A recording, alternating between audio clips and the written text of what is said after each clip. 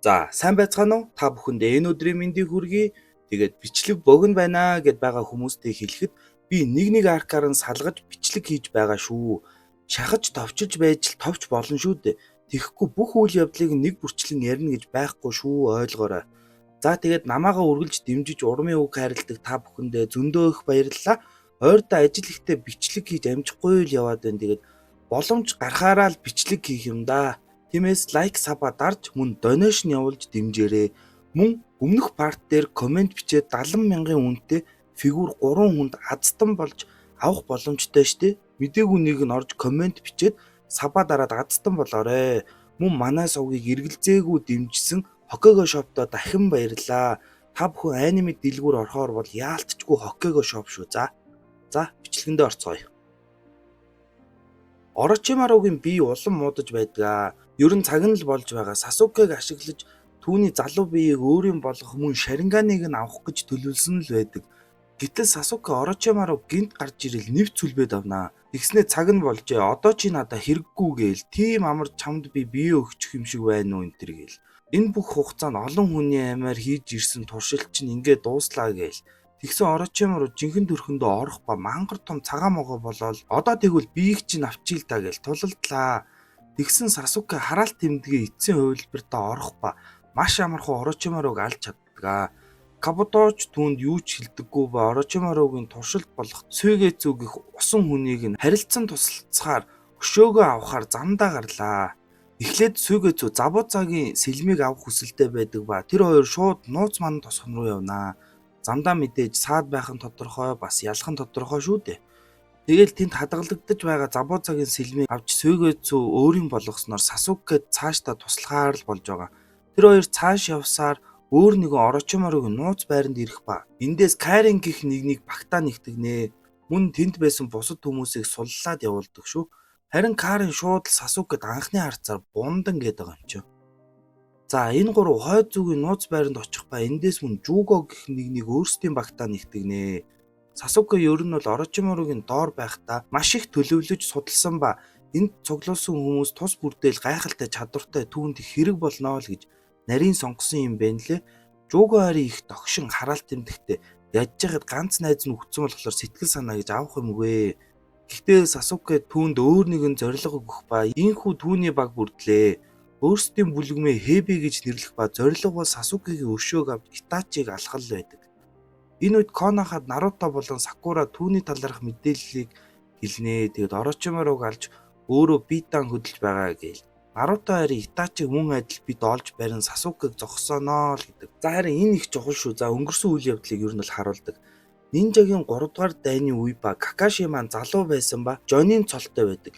Тэдний багийн ганц охин болох Рин мөн Учихо Обито гээд энэ гурав нэг багийн андууд байжээ. Харин тэдний багийн багш нь Минато Намиказе гэх буюу 4-р Хоккего байсан юм. Тэд нинжагийн 3 дугаар дайны үед даалгавартай байгаа ба Минато багш төлөвлөгөөгөө танилцуулж л байдаг. Гэвч Какаши түүний анхааруулгын үл тон шархдаг ба Рин эмчилгээний жицүү ашиглан түүнийг эдгэнэ. Харин Обито түүнийг багшийн үгэнд орсонгүй гэж зэмлэх ба Какаши харин дүрм журмыг их чухалчилдаг нэг тийм зарчимч нэгэн байдаг. Гэвч Минато тэднийг болиулан нэг баг шиг байхыг сануулах ба Какашигийн Чидори сул тал ихтэй бүрэн болоогүй техник байна гээл түүнийг шоконд оруулнаа. Ер нь энэ үед Какаши бол маш зарчимч тийм хэгжүүн ангийн хамгийн гих тодтолтой нэгэн ба үеийнхээсээ хол тасарсан Жонийн гих цолтой байдаг. Тиймдээч ер нь бол айгүй мундаг нинжа байсан. Гэхдээ түүний ааш зан гэж авах юм байхгүй. Хинтээч илдэг, дажгүй харьцаж байгаагүй л гэж гардаг. Харин Минато Обитод Какаши яагаад ийм байдгийг тайлбарлах ба түүний аав нь Коноход алдартай цагаан соёо гихч байсан ба мөн адил зарчимч чамбай хүн байжээ. Обиточ түүнийг мэдэх ба аав нь тосгоноо хамгаалж байгаад ам өргөцсөн баатар шүү дээ л гэдэг. Гэтэл Минато түүнд болсон явдлыг тайлбарлах ба цагаан соёо маш гайхалтай мундаг хүн байсан ч нэгэн хүнд даалгаврыг ахалж айлын нутагт явж байгаад баригдах үед түүнд нөхдийнхөө амийг авраа даалгавраа хаяад буцах эсвэл нөхдийнхөө амийг аргуунд нь гаргаад даалгавраа биелүүлэх гэсэн хоёр сонголт тулгарчээ. Гэтэл тэр нөхдийнхөө амийг авраа даалгавраа гүйцэлдүүлж чадаагүй буцсан нь галын улсад маш их хохирол учруулж хүн бүр түүнийг буруутгажээ. Бүр түүний аварсан нинжа нар мөн нөхд нь хүртэл түүнийг буруутгасан ба түүнд маш хүн дээр тусаж сэтгэлээр их унаж бодлого өөдөл болсон юм бэ нэлээ. Тиймээс Какаши дүрм журмыг яс баримталдаг тийм дотогшоо хүн болсон л гэдэг. За маргааш нь тэд салж явцгаахаар болноо. Минато тусдаа бол манай гурав тусдаа явах ба замдаа тэд дайснуудаа тулдагч ялж чаднаа. Гэхдээ Обито тэр хоёр маргалтаад авнаа. Какаши даалгавраал биелүүл байвал босд нь хамаагүй гээл үзээд байгаа мэлээ. Ринийг дайснууд аваад явсан ба Какаши даалгавраа эхлээд дуусгана гэж эргүүтээ түүнийг аврахаар явахгүй л гин шүү. Тэгсэн Обито маш алдартай үгийг түүнд хэлнэ. Би цагаан соёог жинхэнэ баатраа гэж боддог. Нинжагийн ертөнцид дүрм журмаа дагаж мөрдөөгүй хүн бол хогшаар. Гэвч хамтрагчаа нандинаагүй хүн тэрнээс ч илүү хогшаар гэж хэлдэг ба Какашигийн ухааныг нийгэм нээж өгнө. Тэгээд Обито ганцаараа цааш явсаар тэдний нуувчинд ирэх ба араас нь түүн рүү дайрахт нь Какаши ирж түүнийг авардаг. Түүний сэтгэл нь өөрчлөгжээ. Даалгавар биш Ринийг аврахаар ирсэн л энэ байдаг. Гэвч үл үзэгдэгч нинжа Какашигийн зүүн үдийг сохлох ба яг тэднийг дуусгах гэтэл Обитогийн шаринган хоёр туслан сэргэж түүнийг алж чаддаг. Тэд цогтаа нууц руу орж тулалдах ба яг л нэг баг шиг ажиллаж Ринийг олж очноо. Гэтэл дайсан тэр агууг нураах ба тэр гурав яарангүйж байсан ч Какаши унаад яг нуранганд дарагдах гэж байхад нь Обито түүнийг авран өөрөө том чулуунд харуулж харагддаг.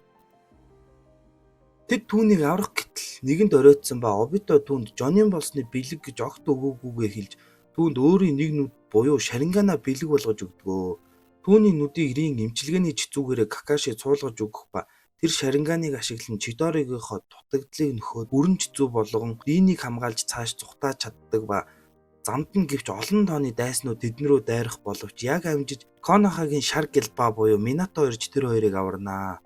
Тэд цааш явж гүүрийг нурааж даалгавраа амжилттай дуусгадагч тэр гүүрний тулаан хожим ам дамжин яригдах ба Коноха тэр гүүрний тулаанд хоёр шаринганд баатартай болсон. Нэг нь чулуунд нэрээ мөнхөлж нөгөөх нь хуулбар нинжа Шаринган Какаши гэх алдар нэр нь нинжагийн ертөнцөөр төгсөн байдаг. Аяя Обитогийн үхэл маш гонигтай байгааз их дан гэж тэдний туулж давсан зүйл манай Наруто Сакура хоёр нэрээ хажууд нь юу ч биш байгааз Сакура Сасукег явснаас болж гөөмөө их уйлж байгаа шүү дээ. Тиймээс хүүхдүүд минь битгий муухай ашиглаж байгаарай. Чамаас хэцүүнийг өөр нэг газарт байгаа гэдгийг үргэлж санаад альва саад бэрхшээл болгоныг инээгээд л даван туулж сураарай. Дараа нь эргээд харахад өдийнх нэг жижигхэн саад байсан байдаг шүү за.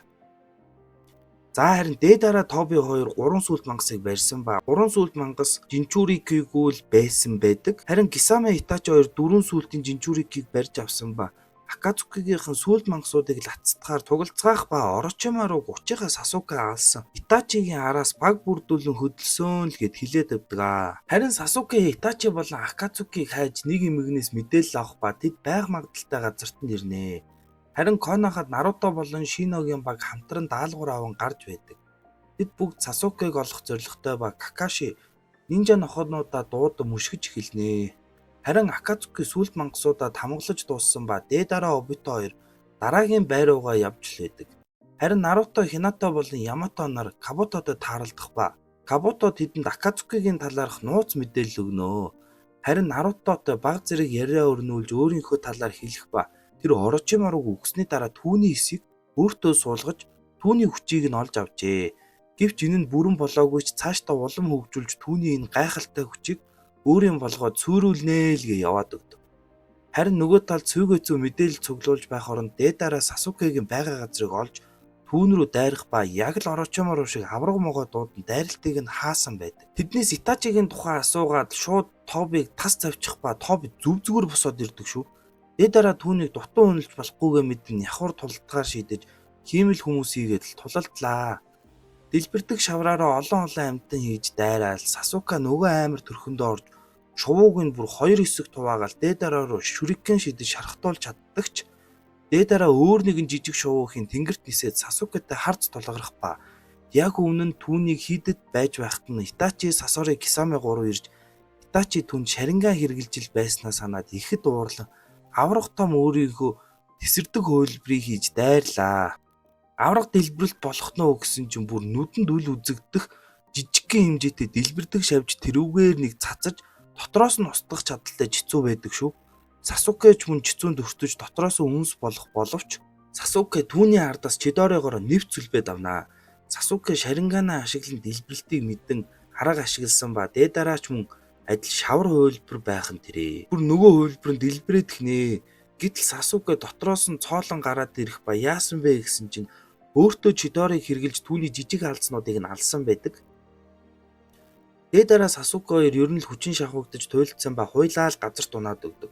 Гэвч Дэдараа түүнд өөрийн сүүлчийн хамгийн авгаа бүтээлээ үзүүлээгээд л цээжиндээ байх амандаа нөгөө дэлбэрдэг шавраа идүүлээл эцсийн жицүүгээ хэрэглэх ба түүний бие тэр жигтэд тесрэх бөмбөг болноо. 10 км-ийн радиуст юу ч үгүй болгох хэмжээний хүчтэй тэм дэлбэрэлт болдог. Сасукед ч боломж гарахааргүй хурдан л болдог. Мөн Тобич зүхтааж амжилгүй дэлбэрэлтэнд нь өртдөгөө. Нөгөө бүр Сакура эдрийн байга газарт хүртэл дэлбэрэлт нь харагддаг. Харин Сүүгэцүү Орочимаругийн дуудах техникээр түүний могоо болох Мандаг дууддаг ба дотроос нь Сасуке амьд гарч ирнэ. Гэвч Манда могоо нь дэлбэрэлтэнд өртсөн ба өхөөд өгдөгөө. Карин Жуго хоёр ч ирж тэд түр амс хийнэ. Тэгээ Сасуке харин Итачиг ойрхон байгааг мэдэрдэг бол Сүүгэцүү Кариныг өдөөл их сайхан дэвслүүлээд авнаа. Гэхдээ Сүүгэцүү бол бэртэх боломжгүй тэр өөрөө нөгөө усан хүн юм билээ л дээ. Акацуки харин Дэдараа өөрийгөө золиосол Сасукег алсан гэж үзэх боловч тэгээд Итачи болон Кисаме түүнийг үхээгүй гэдэгт маш их итгэлтэй байдаг. Нөгөө талд манай хэд үндээр нь мөшгөх ба Киба Сасукег амьд үлдсэнийг мэдэн үнрийг нь бүр олж аваад яаран тийшээ хөдөлнө. За энэ бол Акацукигийн толгойлогч Пен гихч байдаг. Тэгээд тэр нэг нь нууцлаг хүнтэй уулзаж байх ба тэр хүн нь Сасукег амьд үлдсэн тэр маш хүчрхэг Шарингантай удахгүй Итачигийн цаг нь болж байх шиг л байна л. Тэгээд маш чухал юм хэлэх ба Пенд бүр тушаал өгөдөхнөө. Толгойлогчийн хуваар 9 сүлтийн жинжүрикийг чи өөрийн гараараа барьж иргэх ба өөрийгөө бидэнд ид болгоноо. Шок зав. Тэгсэн чинь өнөөх Тоби чинь байдаг шүү. Тэр бол жинхэнэ удирдах буй хүн бөгөөд тэр тун удахгүй жинхэнэ Шаринганы хүчийг учийнхаа маатаараа болох би нинжагийн ертөнцид харуулнаа л гэдэг. Шок заяа. Энэ ганц нүд нь Шаринган байх ба бүр учийнхаа маа дараа л гин шүү. Учийнхаа маа дараа нь одоохондоо бид бүхний мэдэж байгаагаар бол Галын улсын үндэслэгчдийн нэг ба 1-р Хокагийн дайсан бөгөөд нөгөө алдарт хөшөөч нь тэр хоёрын сүүлийн тулаан болсон газарт тэр хоёр зориулж барьсан хөшөө байдаг. Тэгээ яагаад нөгөө Сасуке бол Наруто сүүлийн тулаанаа хийдэг газар шүү дээ. Учийнхаа маа дараа 1-р Хокагад ялагдсан үхсэн л гэж юу мэдэгдэг.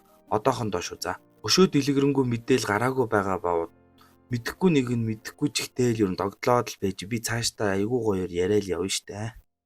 За харин Киба Сасукегийн үнэрийг бат авжээ. Тэд шууд л тийшээ явах ба Кари мэдрэгч нинжа бөгөөд тэдэн рүү хүмүүс ирж байгааг мэдрэн бусдаа хэлнэ. Гэвч Сасуке тэднийг тоолгүй Итачиг хайхыг үүрэгдэгэ. Харин Карин түүний хувцсаар тэднийг төөрөгдүүлэхээр л болдог. Наруто маань олон сүүдрийн хувилбар гаргаж ирээл түүнийг хайх ба харин учийнхаа Итачи Наруто дээр хүрээд ирдэгэ. Тэр Нарутогоо Сасукегийн талаар асуух ба яагаад түүнийг ингэж их анхаардаг юм бэ гэж асуудаг. Гэвч тэр бол миний хувьд ах トゥ шиг минь нэгэ. Тийм болохоор түүнийг хайж чадахгүй гэж Наруто хариулдаг. Гэвч Итачи түүнийг өөрийн гинжицүү болох Цукуйомед оруулах ба чамайг барих гэж ирээгүй зөвхөн ярилцах гэж ирсэн гэж төд бодлого түүнийг суллаад Итачи яваад өгдгөө. За энэ үргээд энэ партаа өндөрлөе. Яа одоо бүр гаалчтэй цаашаага тэгэл янзын арк эхлэн шүү дээ. Миний хувьд одоо хамгийн дуртай арк хэлж байгаа болохоор аль чадхаараа л гоё тайлбарлах гэж хичээх болноо. Тэгээд та нар минь харин намайг дэмжихээ зогсоож болохгүй шүү. Цаашаа хүмүүс түгээж мэддэггүй нэгэнд нь ийм сувг алдарт Нарутог яриад байна хүү хаа гэдлээ. Харин ойрдоо бичлэг удаад байгаа минь миний залхуугийн огт биш шүү. Ажил ихтэй амжихгүй л байгаад байна. За зинж явах тий. Бичлэг таалагдсан бол лайк болон сабаа дарж мөн донешн хийж намайгаа дэмжээрэй. Дараагийн бичлэгээр уулзтлаа. Түр баяртай.